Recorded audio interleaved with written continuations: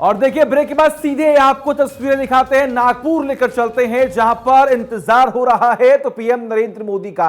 ये तस्वीरें लगातार हम आपको दिखा रहे हैं उस जगह की जहां पर तमाम जनता मौके पर मौजूद है और इंतजार सिर्फ इस बात का हो रहा है कि पीएम नरेंद्र मोदी कब यहां पर पहुंचेंगे और जनता से मुखातिब होंगे। देखिए एम्स की शुरुआत हो रही है और एम्स का उद्घाटन करने के लिए पीएम नरेंद्र मोदी यहां पर पहुंचने वाले हैं।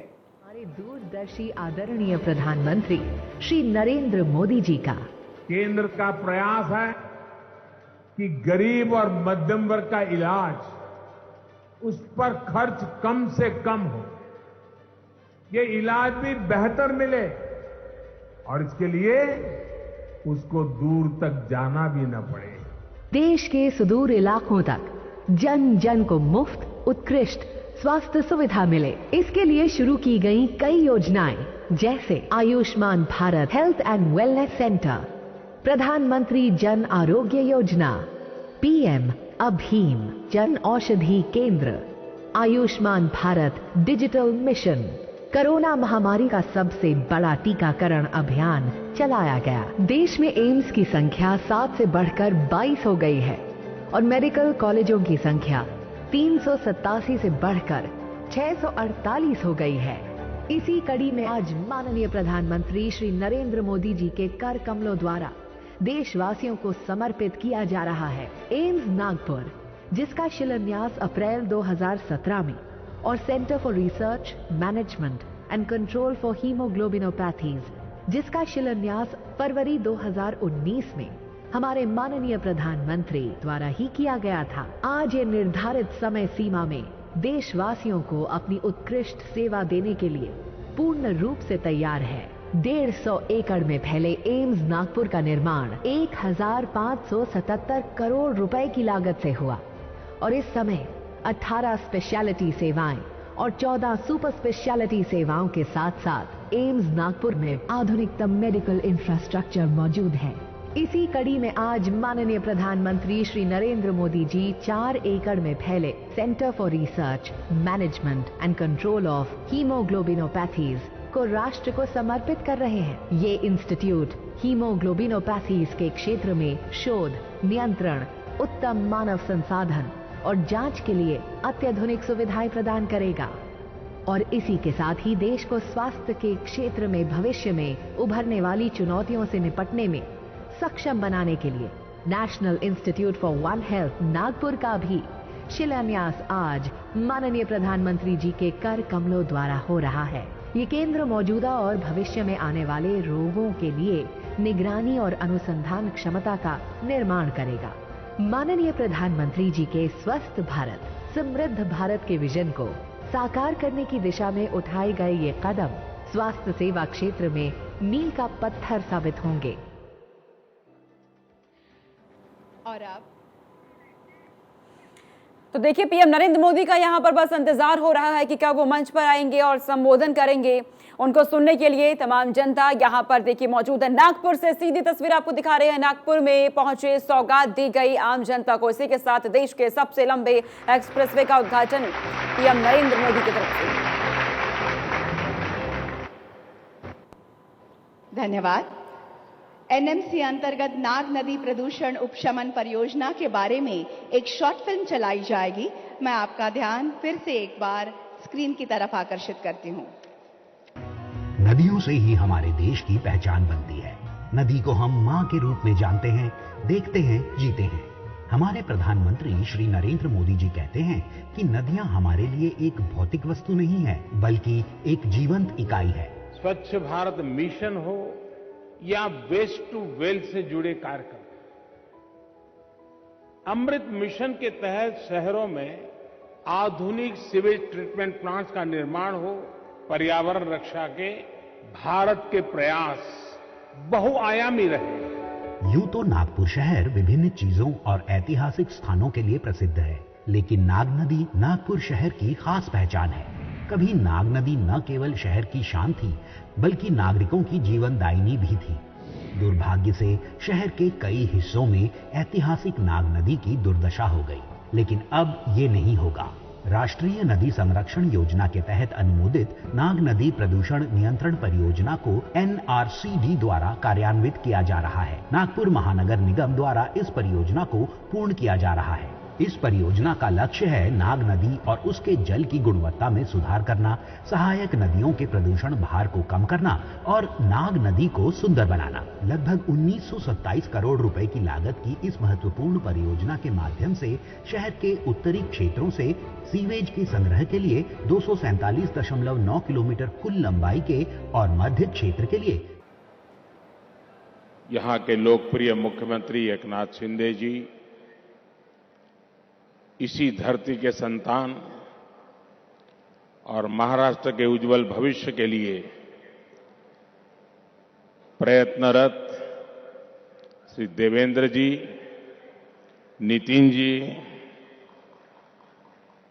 राव साहब दानवे, डॉक्टर भारतीताई और विशाल संख्या में पधारे हुए नागपुर के मेरे प्यारे भाइयों और बहनों,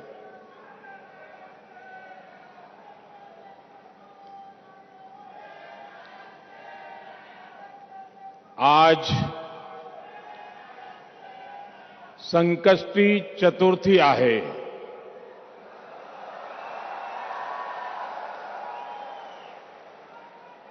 कोणतेही शुभकाम करताना आपण प्रथम गणेश पूजन करतो। आज नागपुरात आहोत तर टेकडीच्या गणपती बापाला माझे वंदन।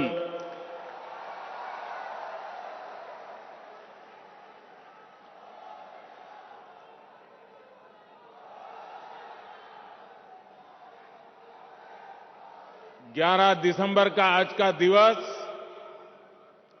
संकष्टी चतुर्थी का पवित्र दिवस है। आज महाराष्ट्र के विकास के लिए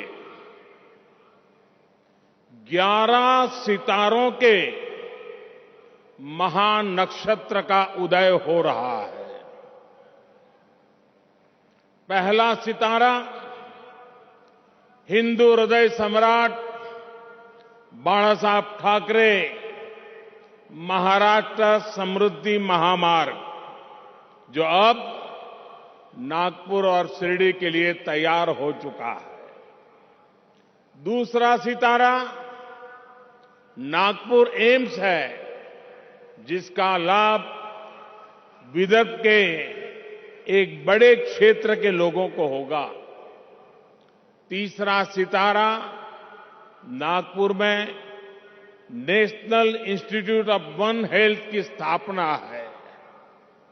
चौथा सितारा रक्त संबंधी रोगों की रोकथाम के लिए चंद्रपुर में बना ICMR का रिसर्च सेंटर है। पांचवा सितारा पेट्रोकेमिकल क्षेत्र के लिए बेहद अहम सीपेट चंद्रपुर की स्थापना है। छठा सितारा नागपुर में नाग नदी के प्रदूषण को कम करने के लिए शुरू हुआ प्रोजेक्ट। सातवां सितारा नागपुर में मेट्रो फेज 1 का लोकार्पण और दूसरे फेज का शिलान्यास है। आठवां सितारा नागपुर से बिलासपुर के बीच आज प्रारंभ हुई वंदे भारत एक्सप्रेस है। नवा सितारा नागपुर और अजनी रेलवे स्टेशन के पुनर्विकास की परियोजना है। 10वां सितारा अजनी में 12,000 हॉर्स पावर के रेल इंजन के मेंटेनेंस डिपो का लोकार्पण है। 11वां सितारा नागपुर इटारसी लाइन के कोहली नरखेड़ रूट का लोकार्पण है। 11 सितारों का यह महानक्षत्र महाराष्ट्र के विकास को नई दिशा देगा, नई ऊर्जा देगा। आजादी के 75 साल के अमृत महोत्सव में 75,000 करोड़ रुपए के इन विकास कार्यों के लिए महाराष्ट्र को, महाराष्ट्र की जनता को बहुत बहुत बधाई।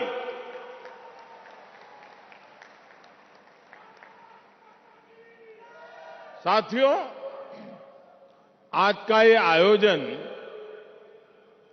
इस बात का भी प्रमाण है कि डबल इंजन की सरकार महाराष्ट्र में कितनी तेज गति से काम कर रही है। समृद्धि महामार्ग से नागपुर और मुंबई के बीच दूरी तो कम होगी ही, ये महाराष्ट्र के 24 जिलों को आधुनिक कनेक्टिविटी से जोड़ रहा है। इससे खेती किसानी को, आस्था के विभिन्न स्थलों में आने जाने वाले श्रद्धालुओं को, उद्योगों को बहुत बड़ा लाभ होने वाला है, रोजगार के नए अवसर बनने वाले हैं। साथियों, आज के दिन की एक और विशेषता है, आज जिन योजनाओं का लोकार्पण हुआ है उनमें इंफ्रास्ट्रक्चर विकास का होलिस्टिक विजन दिखता है। एम्स एक अपने आप में अलग तरह का इंफ्रास्ट्रक्चर है और समृद्धि महामार्ग दूसरी तरह का इंफ्रास्ट्रक्चर है। इसी तरह वंदे भारत एक्सप्रेस और नागपुर मेट्रो दोनों ही एक अलग प्रकार का कैरेक्टर है उस इंफ्रास्ट्रक्चर का, लेकिन ये सब एक बुके में, एक गुलदस्ते में अलग अलग फूलों की तरह जिससे निकलकर विकास की खुशबू जन जन तक पहुंचेगी। विकास के इस गुलदस्ते में बीते 8 वर्षों की मेहनत से तैयार विशाल बगीचे का प्रतिबिंब भी है। चाहे बात सामान्य मानवी के लिए हेल्थ केयर की हो या फिर वेल्थ क्रिएशन की हो, चाहे बात किसान को सशक्त करने की हो या जल संरक्षण की हो, आज पहली बार देश में ऐसी सरकार है जिसने इंफ्रास्ट्रक्चर को एक मानवीय स्वरूप दिया है। इंफ्रास्ट्रक्चर का एक ऐसा ह्यूमन टच जो आज हर किसी के जीवन को स्पर्श कर रहा है। हर गरीब को 5 लाख रुपए तक का मुफ्त इलाज देने वाली आयुष्मान भारत योजना हमारे सोशल इंफ्रा का उदाहरण है। काशी, केदारनाथ, उज्जैन से लेकर पंढरपुर तक हमारे आस्था स्थलों का विकास हमारे कल्चरल इंफ्रा का उदाहरण है। 45 करोड़ से ज्यादा गरीबों को बैंकिंग सिस्टम से जोड़ने वाली जनधन योजना हमारे फाइनेंशियल इंफ्रास्ट्रक्चर का उदाहरण है।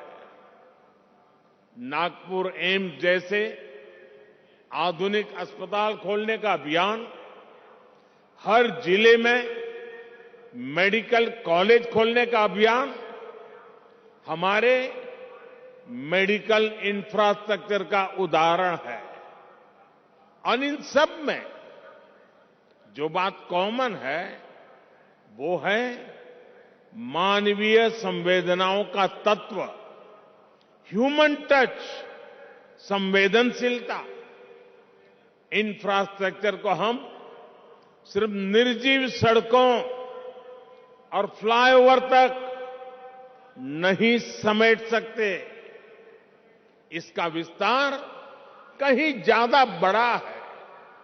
और साथियों, जब इंफ्रास्ट्रक्चर के काम में संवेदना नहीं होती, उसका मानवीय स्वरूप नहीं होता, सिर्फ ईंट, पत्थर, सीमेंट, चूना, लोहा दिखता है, तब उसका नुकसान देश की जनता को उठाना पड़ता है, सामान्य मानवी को उठाना पड़ता है। मैं आपको गोसीखुर्द डैम का उदाहरण देना चाहता हूं।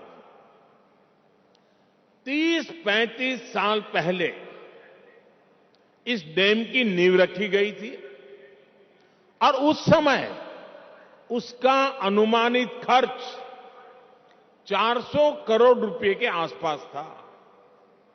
लेकिन बरसों तक संवेदनाहीन कार्यशैली के कारण बरसों तक वो डैम पूरा नहीं हो पाया।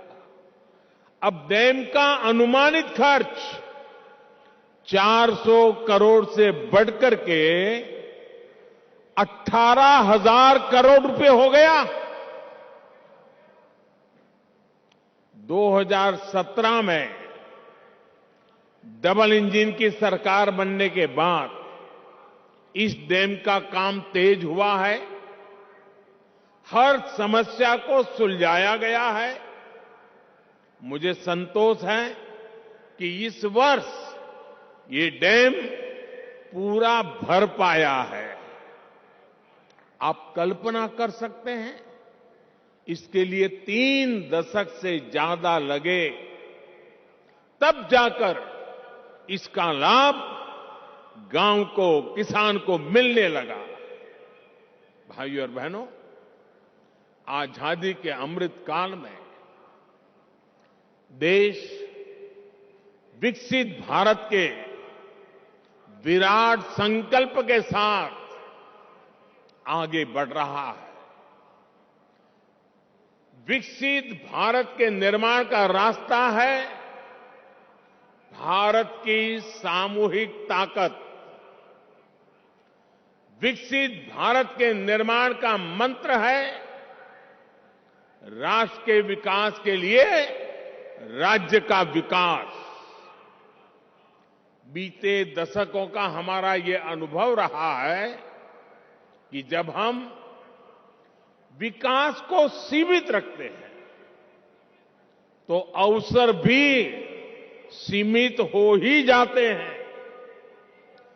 जब शिक्षा कुछ ही लोगों, कुछ ही वर्गों तक सीमित थी, तो राष्ट्र का टैलेंट भी पूरी तरह निखर कर सामने नहीं आ पाया। जब बैंकों तक कुछ लोगों की पहुंच थी, तो व्यापार कारोबार भी सीमित ही रहा। जब बेहतर कनेक्टिविटी केवल कुछ शहरों तक सीमित थी, तो ग्रोथ भी उसी दायरे तक सीमित रही।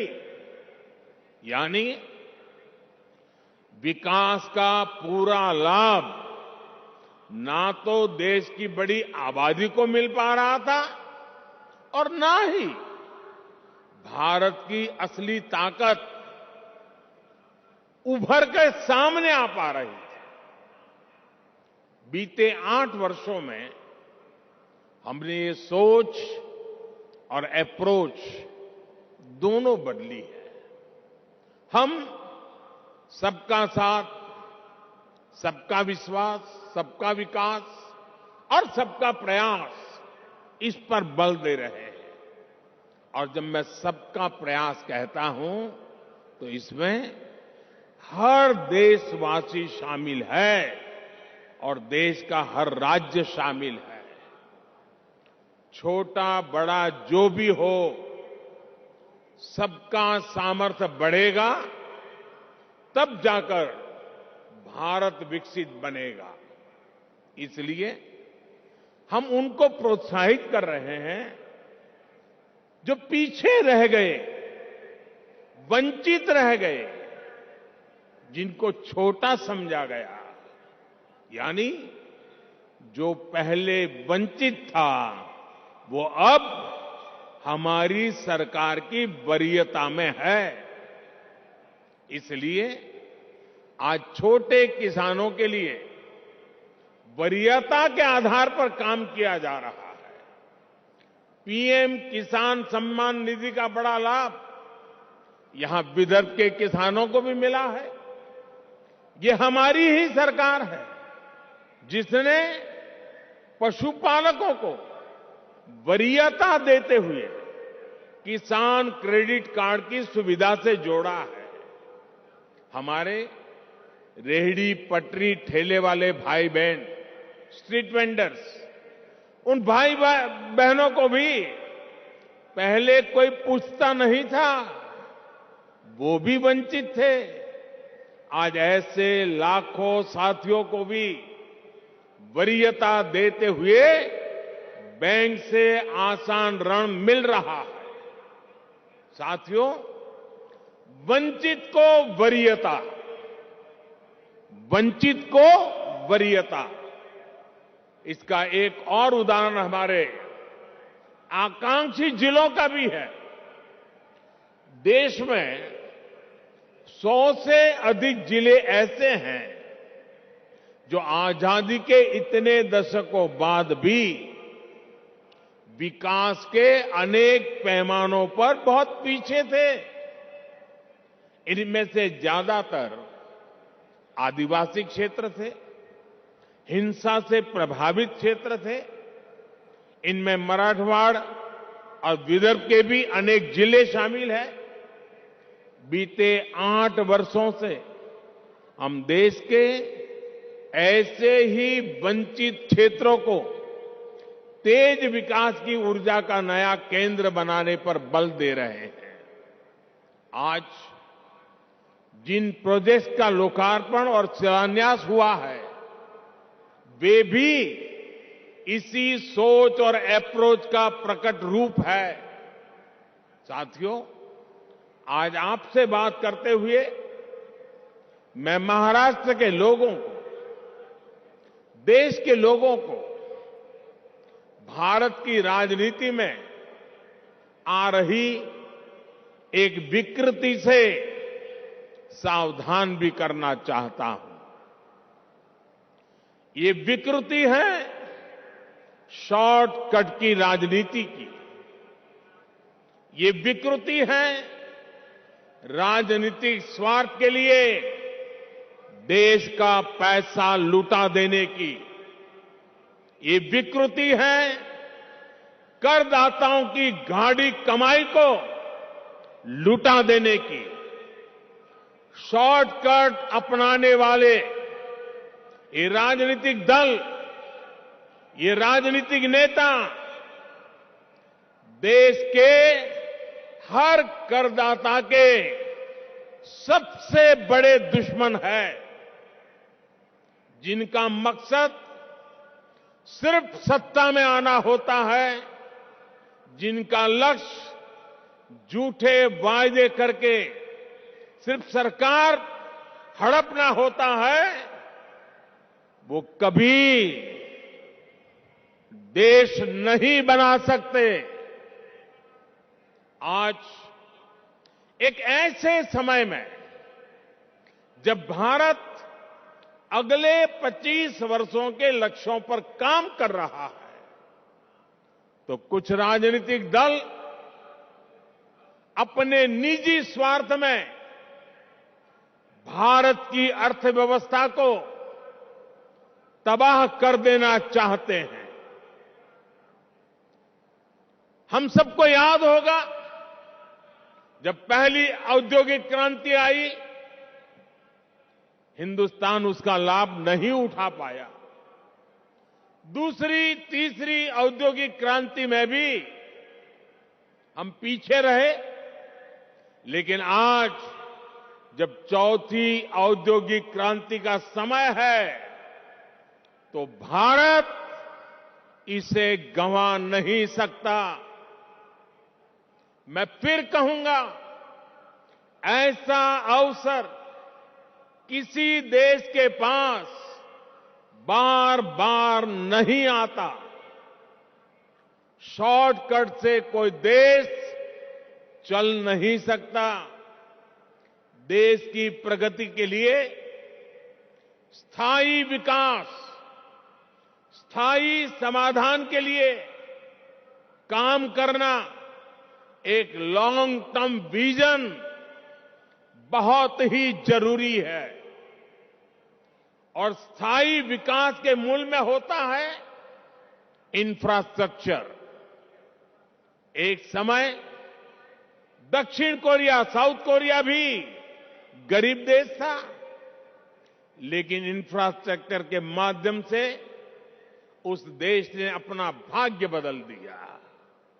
आज खाड़ी के देश इतना आगे इसलिए भी है और लाखों भारतीयों को वहां रोजगार मिलता है, लाखों भारतीयों को, क्योंकि उन्होंने भी बीते 3-4 दशकों में अपने इंफ्रास्ट्रक्चर को मजबूत किया है, आधुनिक किया है और फ्यूचर रेडी किया है।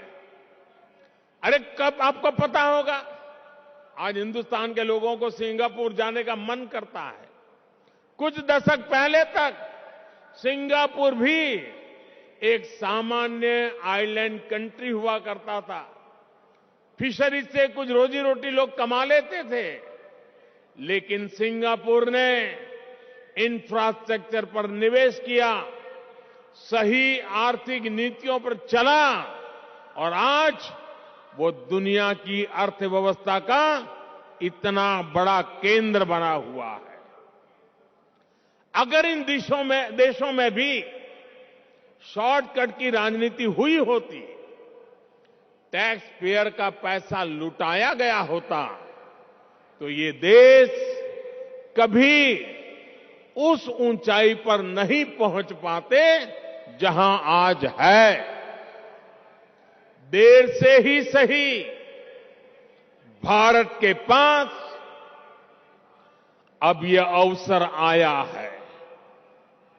पहले की सरकारों के समय हमारे देश के ईमानदार करदाताओं ने जो पैसा दिया, वो या तो भ्रष्टाचार की भेंट चढ़ गया या फिर वोट बैंक को मजबूत करने में खप गया।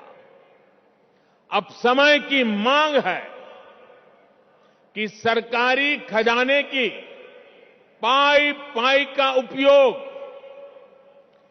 देश की पूंजी, युवा पीढ़ी के उज्जवल भविष्य के लिए निर्माण पर खर्च होनी चाहिए। मैं आज भारत के हर युवा से आग्रह करूंगा, हर टैक्स पेयर से आग्रह करूंगा, ऐसे स्वार्थी राजनीतिक दलों को, ऐसे स्वार्थी राजनीतिक नेताओं को एक्सपोज करिए। आमदनी अठन्नी, खर्चा रुपया, ये वाली कुनीति लेकर के जो राजनीतिक दल चल रहे हैं, वे इस देश को भीतर से खोखला कर देंगे। दुनिया के कई देशों में हमने आमदनी अठन्नी, खर्चा रुपया,